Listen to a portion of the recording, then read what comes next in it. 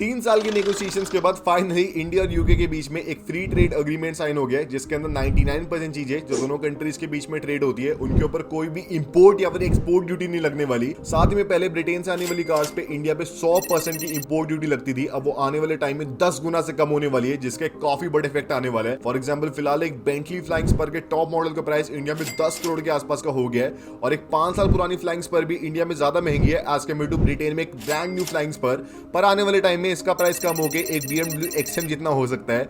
वही एक Rolls Royce Phantom का टॉप मॉडल का प्राइस इंडिया में 20 करोड़ के आसपास का हो गया है। जितना आप इस गाड़ी के ऊपर इंडिया में टैक्स दे रहे हैं उतने प्राइस में आप ब्रिटेन में 2 रोल्स रॉयस फैंटम परचेज कर सकते हैं, तो उसका प्राइस कम हो गया एक लैम्बोर्गिनी रेवेल्टो जितना हो सकता है। और वही एक एस्टन मार्टिन वैंटे, इसका प्राइस इंडिया में 10-11 करोड़ का पहुंच गया, द अल्टीमेट जेम्स बॉन्ड का। तो जेम्स बॉन्ड भी इंडिया में अपने ऑपरेशंस करने के लिए एस्टन मार्टिन का इस्तेमाल नहीं कर रहा, इसका प्राइस भी अगर कम हो जाए तो एस्टन मार्टिन वैंटे जितना आ सकता है। और वही काफी लोग कह रहे हैं कि एक लैंड रोवर डिफेंडर का प्राइस इंडिया में 50-60 लाख का पहुंच सकता है, उसके ऊपर भी थोड़ी आपको डिटेल्स बताऊंगा। पर ये दोस्तों करना काफी इंपॉर्टेंट था, और इसकी इंपॉर्टेंस इस स्टोरी से पता चलती है कि इंडिया में एक हर्ष नाम का बच्चा था, उसे बचपन से कार्स का और इंजीनियरिंग का कुछ ज्यादा शौक था। उसने फिर बढ़िया अपने 10th में PCM ले ली इंजीनियरिंग करने के लिए, बढ़िया JEE वगैरह दिया और बाकी इंटरनेशनल यूनिवर्सिटीज में भी अप्लाई कर दिया, और फाइनली उसको लंदन यूनिवर्सिटी के अंदर एडमिशन मिल गया और काफी बड़े लेवल की स्कॉलरशिप मिल गई। जैसे उसे पता चला वो लंदन के लिए जाता है, और जब वो लंदन में लैंड करता है उसको पता चलता है कि जो कॉफी वो इंडिया में 200-300 रुपए की मैक्सिमम परचेज करता था, अब उसको यहाँ पे उसके 15 पाउंड देने पड़ रहे हैं, या फिर ऑलमोस्ट 1500 रुपए। जो टैक्सी राइड वो इंडिया में आसानी से 400-500 रुपए की कर लेता था, उसी टैक्सी राइड के उसको यहाँ पे 50 पाउंड या फिर ऑलमोस्ट 5000 रुपए देने पड़ रहे हैं। और जो स्टूडियो अपार्टमेंट उसको इंडिया में आसानी से 20-25 हजार की मंथली रेंट पे मिल जाता,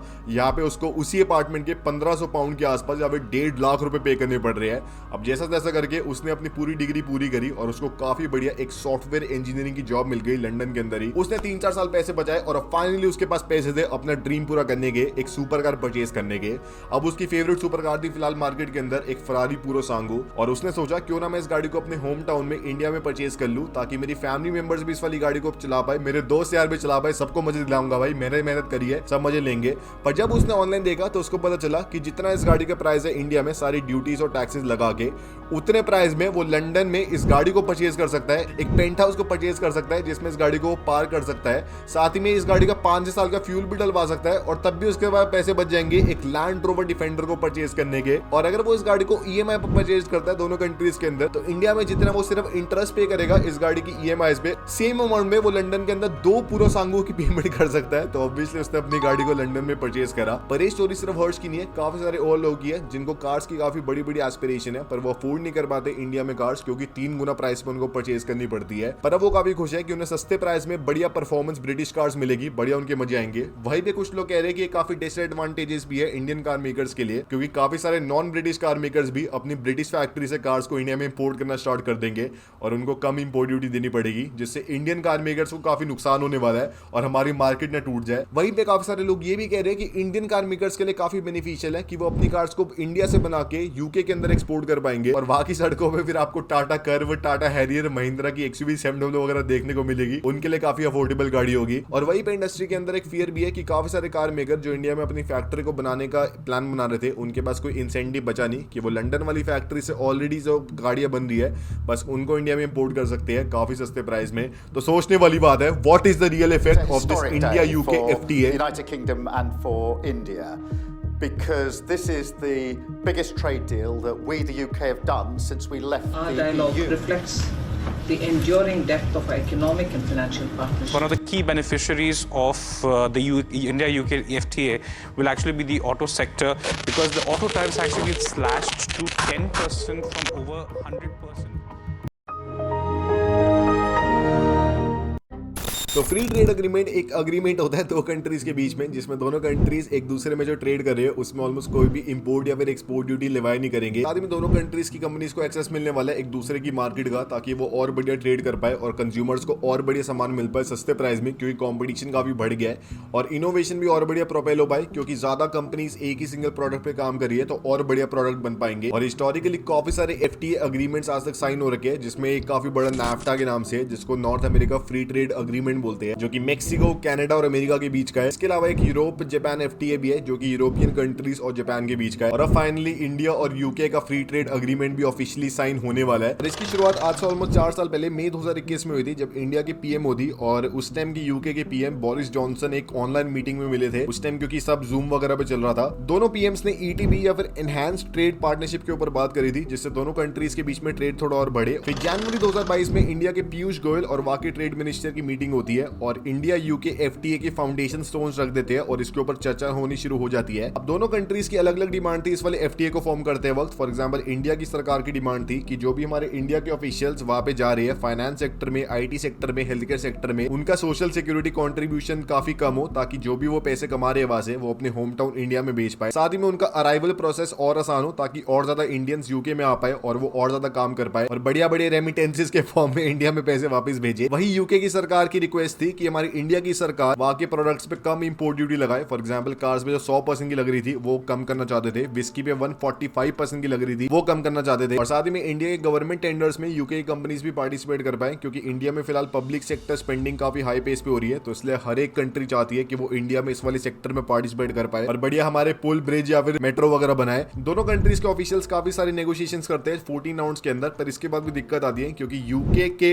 4 ऑलमोस्ट पीएम चेंज हो जाते हैं 4 साल के अंदर अंदर ही। इंडिया की सेम पीएम ही रहती है और चारों पीएम्स की इस एफटीए एग्रीमेंट को लेकर काफी डिफरेंट आइडियोलॉजी थी। फॉर एग्जांपल कुछ पीएम चाहते थे कि इंडिया के जो सारे वर्कर्स यूके के अंदर काम करेंगे वो सोशल सिक्योरिटी बेनिफिट भी पे करे। वहीं पे कुछ कहते थे कि इंडिया की कंपनीज के ऊपर कार्बन टैक्स भी लगेगा। फॉर एग्जांपल कोई अगर इंडिया की कंपनीज अपने सामान को यूके के अंदर बेच रही है और उनका कार्बन फुटप्रिंट काफी ज्यादा हाई है, तो उनके ऊपर ज्यादा टैक्सेस लगेंगे और उनका प्रोडक्ट ज्यादा महंगा बिकेगा यूके के अंदर। 2024 तक इस वाले फ्री ट्रेड एग्रीमेंट के ऊपर ऑलमोस्ट बात होना बंद हो जाती है, पर फिर 2024 में यूके के नए प्राइम मिनिस्टर बनते हैं। इंडिया के प्राइम मिनिस्टर और यूके के प्राइम मिनिस्टर G20 समिट के अंदर मिलते हैं और ऑफिशियली अनाउंस कर देते हैं कि एफटीए के ऊपर दोबारा काम होगा और जल्दी से जल्दी इसको फाइनलाइज कर देंगे। 2025 की स्टार्टिंग के अंदर दोनों कंट्रीज के जो ऑफिशियल्स है इसके ऊपर फाइनल अग्रीमेंट्स बनाते हैं और अब ये ऑफिशियली साइन होने जा रहा है और 3-4 महीने के अंदर इसकी इंप्लीमेंटेशन भी स्टार्ट हो जाएगी। अब दोस्तों अगर आप देखें इस वाले एफटीए एग्रीमेंट से दोनों कंट्रीज को काफी बेनिफिट होने वाला है। तो यूके को बेनिफिट होने वाला है कि जो यूके से इंडिया में 64% सामान आएगा उस पे इंस्टेंटली कोई भी टैरिफ्स नहीं लगने वाले, कोई भी इंपोर्ट ड्यूटी नहीं लगने वाली इंडिया में। और साथ ही में 10 साल के अंदर अंदर 85% चीजों पे कोई भी टैरिफ्स नहीं लगने वाले और आने वाले कुछ सालों के अंदर ऑलमोस्ट 100% चीजों पे कोई भी टैरिफ्स नहीं लगेंगे जो कि यूके से इंडिया में आएगी। और इसके अंदर प्रोमिनेंटली इफेक्ट आया विस्की इंपोर्ट्स के ऊपर, जिसपे अभी फिलहाल 150% की इंपोर्ट ड्यूटी लगती है, वो कम होकर इंस्टेंटली 75% की हो जाएगी और आने वाले फिर सालों में 40% की रह जाएगी, जिससे भाई हमें बढ़िया जॉनी वॉकर इंडिया में सस्ते में मिल जाएगी। ब्लू लेबल लेंगे, क्या बढ़िया मजा आएंगे। साथ में इंडिया के पब्लिक सेक्टर स्पेंडिंग के अंदर जो भी टेंडर्स हमारी सरकार निकालती है उसमें टियर 2 कैटेगरी के अंदर यूके की कंपनीज पार्टिसिपेट कर सकती है और हमारे गवर्नमेंट टेंडर्स उठा सकती है, पर इसके अंदर एक शर्त है कि 20% कंटेंट ही सिर्फ यूके का हो सकता है, बाकी 80% कंटेंट इंडियन ही होना चाहिए उन सारे जो भी सामान इस्तेमाल होगा उन वाले टेंडर्स को बनाने में। और वही हमारी इंडिया की सरकार को और बढ़िया बेनिफिट हुआ है, जिसमें 99% चीजें जो कि इंडिया से बनके यूके के अंदर एक्सपोर्ट होती है उस पे इंस्टेंटली कोई भी एक्सपोर्ट ड्यूटी या फिर वहां पे इंपोर्ट ड्यूटी लगने नहीं वाली। तो बढ़िया हमारा सामान वहां पे बिकेगा, अभी ऑलरेडी बहुत सामान है हमारा वहां पे और ज्यादा जाने वाला है। साथ ही में हमारे इंडिया की जो भी आईटी प्रोफेशनल्स और हेल्थ केयर प्रोफेशनल्स वहां पे जाएंगे काम करने के लिए, उन्हें 3 साल तक सोशल सिक्योरिटी बेनिफिट पे नहीं करने पड़ेंगे। तो सोशल सिक्योरिटी बेनिफिट एक तरह से वहां पे हर एक बंदे को पे करना पड़ता है सरकार को, ताकि वो वेलफेयर कर पाए और जब भी अगर आप भी बीमार होते हो तो आपको भी फिर वो फ्री सुविधा पे करेंगे। तो हमारे इंडियन वर्कर्स को 3 साल तक वो पे नहीं करना। साथ में और ज्यादा वैकेंसीज खुलेगी कि हमारे इंडिया के लोग वहां पे जा पाए और प्रोफेशनली काम कर पाए। और अगर हमारी इंडिया की कंपनी को अपने प्रोफेशनल्स को वहां पे भेजना है तो उसके लिए भी प्रोसेस को काफी आसान कर दिया है। और आप कहोगे भाई मैं तो गाड़ी की वीडियो देखने आया था, वो तो बता मुझे। तो दोस्तों गाड़ी में अगर आप देखें तो इंडिया की सरकार ने यूके की सारी कार्स के ऊपर इंपोर्ट ड्यूटी जो 100% की है उसको 10% पे लाने का एम बना लिया है, पर ये इंस्टेंटली नहीं होने वाला, अगले 10 साल के अंदर होने वाला है। और इसका एक कोटा सिस्टम बनेगा जिसके अंदर एक नंबर ऑफ कार्स ही सारे कार मेकर्स मिलकर इंपोर्ट कर पाएंगे इंडिया में इस रिड्यूस्ड इंपोर्ट ड्यूटी के ऊपर, जिसके अंदर स्पेसिफिक टारगेट्स होंगे कि फॉर एग्जांपल इतने इंजन वाली गाड़ी इतनी इंपोर्ट हो सकती है इस वाली रिड्यूस्ड इंपोर्ट ड्यूटी के अंदर, सिर्फ इतने प्राइस तक की गाड़ियां ही इंपोर्ट हो सकती है इन वाली रिड्यूस्ड इंपोर्ट ड्यूटीज के अंदर, और इतनी ही इलेक्ट्रिक व्हीकल्स इंपोर्ट हो सकती है। पर दोस्तों मेरे ख्याल से इस कोटा सिस्टम से भी इतना फर्क नहीं पड़ता, क्योंकि वैसे भी यूके के ऑलमोस्ट सारे कार मेकर्स जो है वो लग्जरी कार मेकर्स है, उनकी वैसे भी वॉल्यूम इंडिया में इतने कुछ हाई नहीं है। तो अगर कम वॉल्यूम्स भी हमारी इंडिया की सरकार रखती है, मान लो 10,000 यूनिट्स का कोटा भी रखती है एक सिंगल साल का, तब भी हमें बेनिफिट है दोस्तों, क्योंकि एटलीस्ट लग्जरी गाड़ियां तो हम सस्ते में परचेज कर पाएंगे ना, बेकार का क्या करेंगे। तो वैसे 8 ब्रिटिश कार कंपनीज है जो कि वर्ल्ड वाइड अपनी कार्स को एक्सपोर्ट करते हैं और जो कि ब्रिटेन में अपनी कार्स को बनाते हैं। और उसके अलावा अगर आप देखें कोई भी अगर आप बड़ी कार मेकर सोच सकते हैं, उनकी फैक्ट्री वैसे तो ब्रिटेन में है, पर अभी ये जानना रहता है कि जो इंसेंटिव इंसेंटिव मिलने वाला है रिड्यूस्ड इंपोर्ट ड्यूटी का, क्या ये सिर्फ ब्रिटिश कार मेकर्स को मिलने वाला है या फिर सारे कार मेकर्स को मिलने वाला है जिनकी फैक्ट्री ब्रिटेन के अंदर है? क्योंकि अगर उनको भी मिल गया फिर तो भाई टोयोटा भी अपनी गाड़ी ब्रिटेन में बना के लैंड क्रूजर इंडिया में ले आएंगे और उन्हें कोई इंपोर्ट ड्यूटी पे करनी नहीं पड़ेगी। तो वो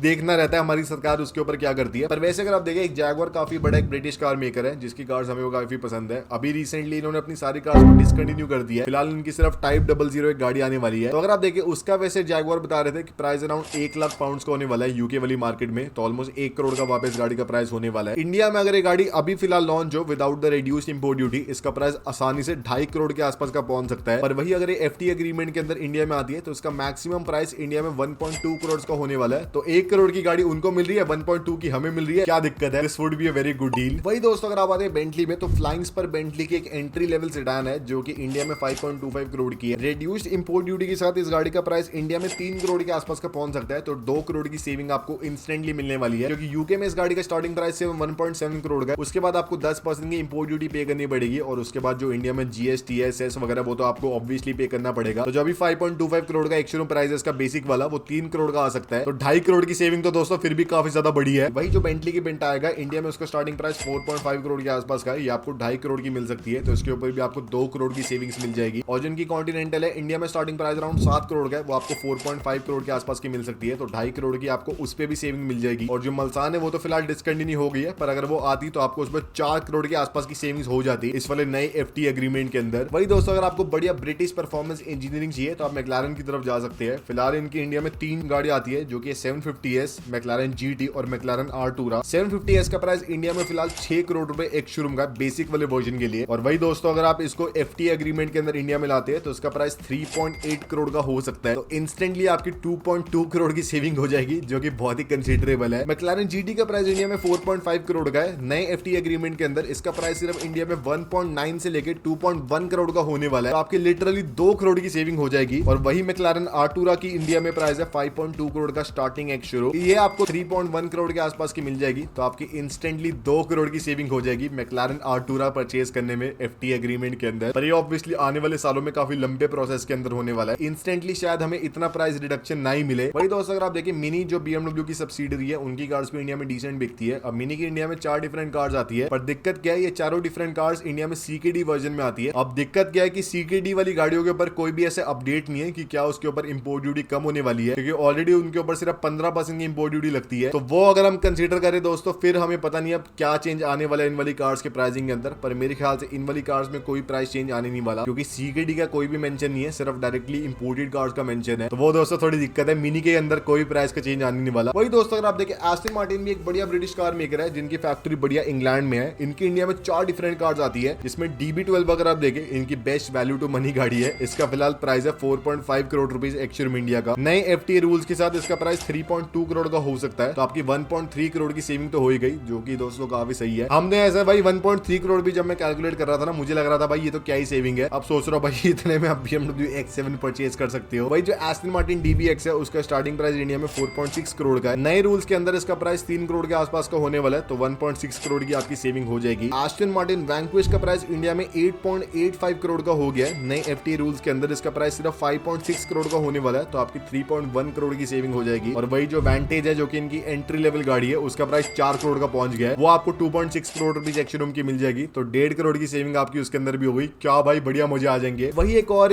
ब्रिटिश कार मेकर है लोटस। अब लोटस की दोस्तों दिक्कत क्या है, एक तो लोग इसके बारे में जानते नहीं इंडिया में, साथ में इनकी इंडिया में 3 डिफरेंट गाड़ी आती है, जिसमें से सिर्फ एक इनकी गाड़ी ब्रिटेन में बनती है। बाकी 2 इनकी जो इलेक्ट्रिक कार्स है वो चाइना की एक दूसरी कंपनी को इन्होंने आउटसोर्स करा हुआ है, जिसकी फैक्ट्री वुहान के अंदर है। तो भाई ये क्या हो रहा है भाई, वुहान की गाड़ी हमें नहीं चाहिए। इन कार्स के ऊपर कोई भी आपको प्राइस चेंज मिलने नहीं वाला, क्योंकि चाइना के अंदर एक कार्स बन रही है। सिर्फ जो इनकी एमायरा है उसके प्राइस में रिडक्शन आ जाएगा, जो भी फिलहाल 2.5 करोड़ के आसपास की है वो आपको 1.5 करोड़ के आसपास की मिल जाएगी, 1.7 करोड़ की। तो काफी कंसिडरेबल चेंज है। वही दोस्तों अगर आप बिग बॉय के केस में देखें, रोल्स रॉयस के केस में देखें, तो इनकी स्पेक्टर इंडिया में आती है 7.6 करोड़ की प्राइस में। अगर आप इस गाड़ी को यूके वाले एफटीए रूल्स के अंदर देखें तो इसका प्राइस 4 करोड़ के आसपास का हो जाएगा, क्योंकि सिर्फ 10% की इंपोर्ट ड्यूटी इसके ऊपर लगने वाली है। और वैसे भी जीएसटी वगैरह तो सिर्फ 5% का लगता है इलेक्ट्रिक कार्स का इंडिया में, तो उसके ऊपर कोई डिफरेंस आने नहीं वाला। तो इसलिए इस गाड़ी का प्राइस डिफरेंस बहुत कंसिडरेबल नहीं है, 2 करोड़ के आसपास का होगा। पर ऐसा नहीं है दोस्तों कि आपको सस्ते में ऐसे फ्री में गाड़ी मिल जाएगी। वही जो रोल्स रॉयस घोस्ट है उसका प्राइस इंडिया में 9 करोड़ रुपए का पहुंच गया एक शोरूम इंडिया। इसका प्राइस अराउंड अब आपको 5 करोड़ के आसपास का मिल जाएगा। तो 4 करोड़ की आपकी सेविंग हो गई। वही जो फैंटम है उसका जिसका प्राइस 10 करोड़ का इंडिया में पहुंच गया। आपको नए FTA रूल्स के अंदर ये गाड़ी 6.5 करोड़ के आसपास के इंडिया में मिल सकती है। तो यहाँ पे भी 3.5 करोड़ की आपकी मिनिमम सेविंग होगी एक शोरूम के ऊपर। ऑन रोड के ऊपर अगर आप देखें और सारे स्पेक वगैरह को अगर आप मिला लो तो 4-5 करोड़ की आपकी आसानी से सेविंग होने वाली है। रोल्स रॉयस कलिनन का प्राइस इंडिया में 10.5 करोड़ रुपीज एक शोरूम इंडिया का पहुंच गया। वही FTA रूल के अंदर इसका प्राइस 5.6 करोड़ का हो सकता है। तो अराउंड आपके 4-5 करोड़ तो यहाँ पे बच गए। और वही दोस्तों सबसे ज्यादा लोग एक्साइटेड थे लैंड रोवर के केस में कि भाई तू बता लैंड रोवर में कितना प्राइस रिडक्शन आने वाला है, क्या हमें 50 लाख के अंदर डिफेंडर मिलने वाली है। मैं भाई अभी बुक नहीं करा रहा अपनी डिफेंडर, हमारे मोदी जी ने बढ़िया हर घर डिफेंडर योजना कर दी है। तो दोस्तों इसके अंदर काफी एक बड़ी रियलिटी है जिसमें अगर आप देखें लैंड रोवर की इंडिया में टोटल में 7 डिफरेंट गाड़ियां आती है, जिसमें से 5 गाड़ियां इंडिया में CKD वर्जन में आती है। अब इन 5 गाड़ियों में से 2 तो जो रेंज रोवर स्पोर्ट है और रेंज रोवर वोग है, उनका CKD वर्जन पिछले साल इंडिया में लॉन्च हुआ था और इनकी वजह से इनका प्राइस 50 लाख रुपए कम हो गया था एक सिंगल बारी में। अब बाकी जो 2 है जो कि डिस्कवरी और लैंड रोवर डिफेंडर, वो इनकी स्लोवाकिया वाली फैक्ट्री के अंदर बनती है जो कि स्पेसिफिकली इन 2 कार्स को बनाने के लिए कमीशन्ड है। इसलिए इस वाली फैक्ट्री के अंदर काफी एफिशिएंटली डिफेंडर और डिस्कवरी बनती है। तो लैंड रोवर वहीं से डायरेक्टली इंपोर्ट कर लेते हैं। तो इसलिए जो FTA वाला सिस्टम है उस पे लैंड रोवर को ऑलमोस्ट कोई भी इफेक्ट आने नहीं वाला, क्योंकि 5 जो उनकी गाड़ी है वो तो इंडिया में CKD वर्जन में आती है और उसके ऊपर कोई भी बात है नहीं। और जो 2 उनकी गाड़ी है वो स्लोवाकिया के अंदर बनती है, तो उस पे क्या ही डिफरेंस आएगा, क्योंकि यूके के अंदर तो बन ही नहीं रही। पर दोस्तों अगर आप सोचो जो डिफेंडर है उसका इंडिया में CKD वर्जन लॉन्च हो जाए तो कितने बढ़िया मजे आएंगे। उसका प्राइस जो ऑलरेडी 1.3 करोड़ का आसानी से 25 लाख से कम हो सकता है। बढ़िया भाई, काफी सारे लोग डिफेंडर परचेज करेंगे और इसकी और इंडिया में वर्सेटिलिटी होगी वेरिएंट्स के अंदर। और इसके अलावा यूके के अंदर टोयोटा की फैक्ट्री भी है, फोक्सवैगन की फैक्ट्री भी है, निसान की फैक्ट्री भी है और बाकी BMW, मर्सिडीज की फैक्ट्री भी है। तो अगर ये सारे कार मेकर्स भी चाहे अपनी लग्जरी वाली कार्स जो कि इंडिया में CKD वर्जन में आती है उनको अपनी ब्रिटिश फैक्ट्री के अंदर बना के इंपोर्ट कर सकते हैं और इससे भी इनका प्राइस 1/3 रिड्यूस हो जाएगा। जो 3 करोड़ की गाड़ी है वो 2 करोड़ की आपको कॉस्ट करेगी, जो कि दोस्तों बहुत ही बढ़िया है। आप बताना आपको क्या लगता है किन कार से कितना प्राइस कम होने वाला है। और अगर आपको जानना है कि BYD कैसे इतना बड़ा कार मेकर बना तो इस वाले टैब पे क्लिक कर लो और इस वाले टैब पे क्लिक कर लो और सब्सक्राइब कर लो।